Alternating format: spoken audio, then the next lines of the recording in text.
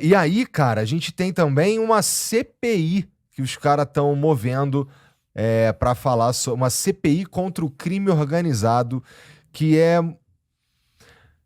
Não é interessante que haja um movimento como esse? Eu queria te ouvir, Tramonta, porque quando eu fiquei sabendo disso aqui, pra mim, o caráter, e acaba sendo mesmo assim, até de forma oficial, o caráter dessa CPI me parece que tá mais alinhado com a ideia de educar os caras, os parlamentares, no sentido de pensar novas leis do que.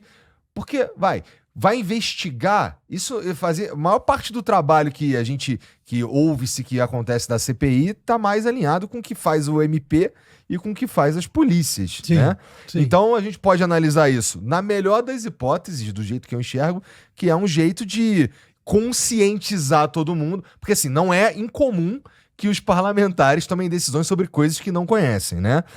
Um exemplo que é muito claro é a PL da Globo, PL 8889, que inclusive falaremos dela em uma outra ocasião, assim, em breve, inclusive, porque os caras estão falando em votar isso aí o mais rápido possível. Se bobear, acho que votaram, tava uma movimentação hoje, preciso ver.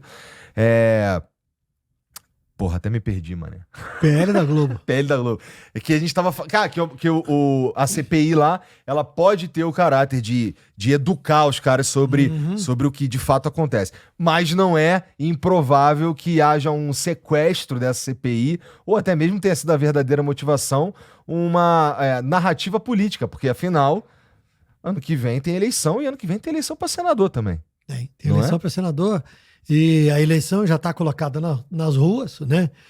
O problema é esse, é que essa CPI foi registrada no dia 17 de junho e ninguém deu bola para ela. Agora, por causa do acontecimento do Rio de Janeiro, a CPI foi ressuscitada e já aprovada e já instalada. Uhum. E na hora da instalação, já se manifestou a guerra entre os dois lados, do bolsonarismo e do petismo. E aí o petismo tinha 6 votos, elegeu o presidente, que é o cara que determina tudo na CPI. Então, cara, eu fico na dúvida. Eu acho que a CPI pode ter, sim, um papel muito importante em ajudar, contribuir. Mas se ela entrar no jogo da ala bolsonarista, que quer radicalizar mais ainda em relação ao combate à criminalidade, e a ala petista, que tem uma visão que é torta, que a sociedade que... O traficante é vítima do usuário. O traficante é vítima do usuário. Nós não vamos a lugar nenhum. Não iremos a lugar nenhum. Então tem muita coisa para o Ministério Público fazer, para a Polícia Federal fazer em relação a isso que está no Rio de Janeiro, mas tem muito mais ainda quando a gente olhar para o futuro das comunidades, que é não só o que acontece no Rio de Janeiro, mas também o que acontece em muitos lugares aqui de São Paulo, que também são dominados por facções e por grupos criminosos. Sim. Quando a televisão quer filmar num determinado lugar aqui em São Paulo, e alguns lugares são os mais procurados para serem filmados, a televisão faz os contatos aí com líderes comunitários. Escuta, a gente queria gravar uma imagem de um trabalho bacana que tem sido feito aí na favela, que tem uns caras que fazem tal coisa, que consertam instrumentos musicais, que estão fazendo uns trabalhos culturais bacanas. Aí o líder cultural vai lá e fala com determinadas pessoas na favela, aí marca o horário e fala assim, olha, vocês podem vir, vocês vão entrar aqui às 13h e ficar ali até às 14h, aí vocês vazam.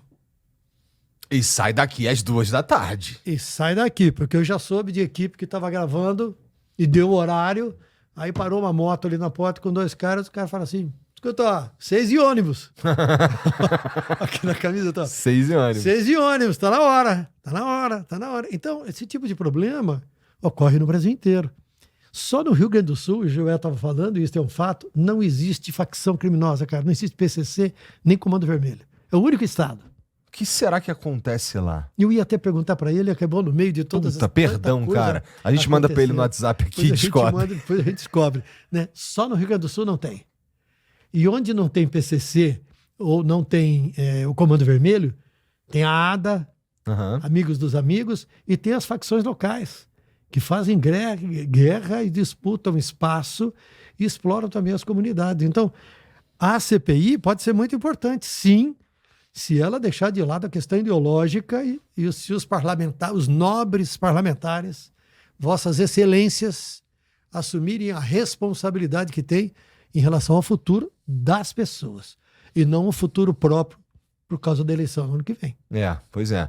Essa CPI, ela é presidida pelo Cantarato, acho que é o nome dele, que é um ex-delegado de Polícia Civil, tem como relator e também pessoa que propôs a CPI, o Alessandro Vieira, que é ex-delegado de Polícia Federal também, se eu não me engano, acho que é isso. Alessandro Vieira, que também foi um dos caras que propôs uma PL que visava regulamentar redes sociais um tanto de ano atrás, sofreu uma porrada de alteração e aí acabou uma versão dela chegando nos dias de hoje, assim, uma versão esquisita, inclusive tem muito que ser debatido ainda. Eu espero, né? Eu gostaria que fosse muito debatido ainda essa questão. Recebi aqui a informação que o Coronel Menezes entrará com a gente aqui em mais ou menos 5 minutos. Então, a gente pode ver... Tem que ter aqui uns vídeos de coisas que estão acontecendo lá, ó. Operação prende suspeitos de ligação com crime organizado na Bahia e Ceará. Mandatos e prisões foram executados na Bahia e Ceará contra suspeitos de ligação com facção criminosa. Após a operação no Rio de Janeiro, a Polícia Civil executa prisões de suspeitos de ligação com organização criminosa, Comando Vermelho. Chegam a 46 mandatos de busca e apreensão em localidades diferentes. Isso aqui é as facções, no caso o Comando Vermelho, alcançando outros lugares do Brasil, que também não é novidade, né? Como o Joel disse ali... O Joel disse uma coisa, deixa eu dar o detalhe então, que o Comando Vermelho está avançando em São Paulo. O Comando Vermelho já foi percebido em Americana, Santa Bárbara do Oeste, Rio Claro, lugares de onde o PCC foi expulso. E o PCC abandonou as biqueiras e vazou de lá, foi fazer outros negócios. E foi também constatada a presença do Comando Vermelho em São José dos Campos, Ubatuba e Caraguatatuba, ou seja, litoral norte e Vale do Paraíba. Então você já tem a presença do Comando Vermelho em alguns lugares de São Paulo. O que chama atenção, né? Porque eu sempre ouvi que se eu viesse para cá o Comando Vermelho, o PCC... mas isso assim, ouvindo, né? Na rua aí, não é informação, não é dado, nada disso não. Mas, por exemplo, tinha um papo de o cara não vem aqui em São Paulo porque ele é do Comando Vermelho e aqui em São Paulo os caras estão de olho, estão só esperando vir. E aparentemente, não, né? Mas, claro, não estão na cidade de São Paulo. Agora, o que surpreende a presença dessas pessoas é que essas regiões e essas cidades, o que surpreende é a presença de sinais do Comando Vermelho, é que estas cidades não são cidades abandonadas. São cidades desenvolvidas, cidades importantes, cidades que têm representatividade econômica e financeira, né? Não é que você fala assim, mas ali tem um morro, como no Rio de Janeiro. É difícil chegar ao serviço no morro. Como é que sobe o morro para entregar isso, fazer aquilo, né? Não, estas cidades são muito organizadas, né? Agora, aqui, no litoral norte de São Paulo e Vale do Paraíba, quando a gente pensa em São José dos Campos, Ubatuba e Caraguatatuba, aí você tem o litoral e tem Porto de Santos, né? Porto de Santos é uma área importante de força do PCC, porque ali tem a saída, né, teoricamente, da droga, né? E tem o PCC mantém um comando muito forte na área de Santos, São Vicente, Guarujá, essa parte toda. E eu fiquei surpreso quando vi um relatório publicado pelo Jornal Estado de São Paulo de hoje, um relatório da polícia, que já não é deste ano, é de alguns anos atrás, que fala da presença do Comando Vermelho, registra a presença do Comando Vermelho em cidades do estado de São Paulo.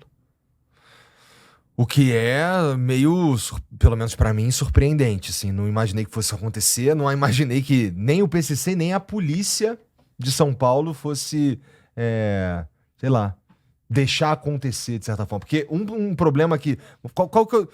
Um dos grandes problemas que a gente está enfrentando lá no Rio de Janeiro, enfrenta de certa forma aqui em São Paulo também, é que o território já está ocupado pelas facções, né? Seria melhor não deixar que as facções ocupassem, não é verdade? Então, é uma pena que está acontecendo isso aqui, né, aqui no estado de São Paulo. E vamos ver o que acontece no futuro. Só uma coisa a mais, é que este assunto, a operação do Rio de Janeiro, colocou no mundo político a questão da segurança, que é o item, junto com a saúde, que mais preocupa a população brasileira. A população brasileira tem 2 itens que fazem parte da sua preocupação maior: saúde e segurança. Mas também o governo federal não foi capaz de oferecer uma alternativa para a segurança, uma proposta, qualquer que fosse ela, nesses 2 anos, né? E agora teve esse acontecimento que está mobilizando muitos governadores e certamente o assunto segurança pública vai ser objeto de muita discussão e muita falação na campanha do ano que vem.